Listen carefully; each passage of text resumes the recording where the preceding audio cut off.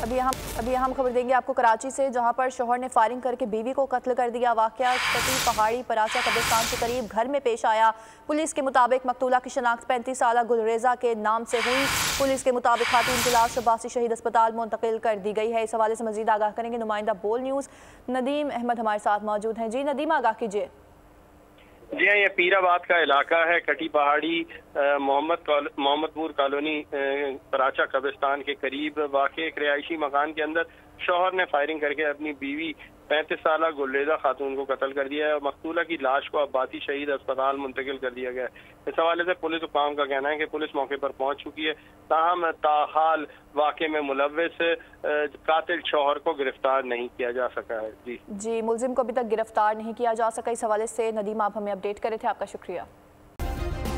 Subscribe करें और bell दबाएं ताकि कोई खबर रह न जाए।